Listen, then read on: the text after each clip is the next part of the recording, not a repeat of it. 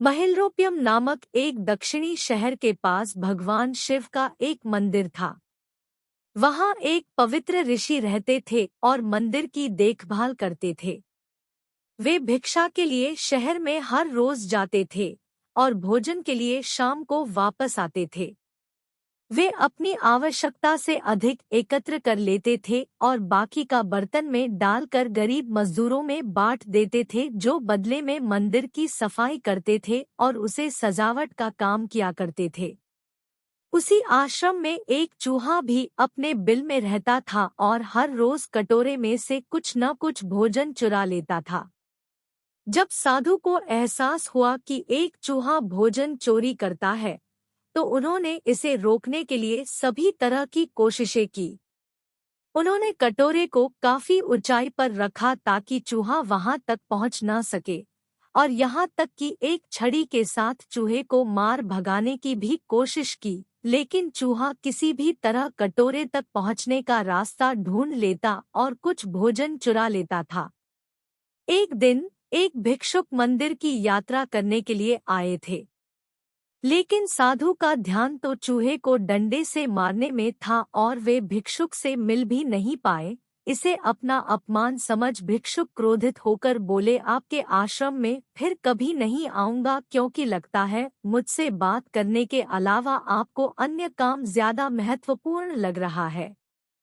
साधु विनम्रतापूर्वक चूहे से जुड़ी अपनी परेशानियों के बारे में भिक्षुक को बताते हैं कि कैसे चूहा उनके पास से भोजन किसी न किसी तरह से चुरा ही लेता है। यह चूहा किसी भी बिल्ली या बंदर को हरा सकता है, अगर बात मेरे कटोरे तक पहुंचने की हो तो।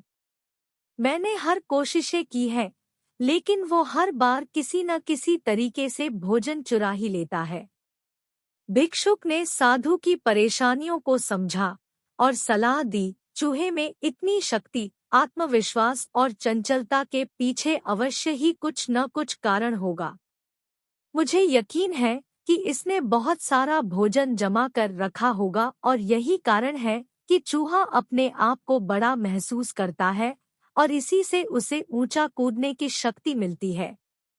चूहा जानता है कि उसके पास कुछ खोने के लिए नहीं है, इसलिए वो डरता नहीं है।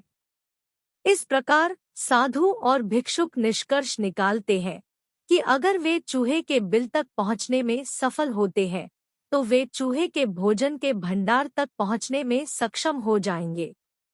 उन्होंने फैसला किया कि अगली सुबह वो चूहे का पीछा करेंगे और उसके बिल तक पहुंच जाएंगे।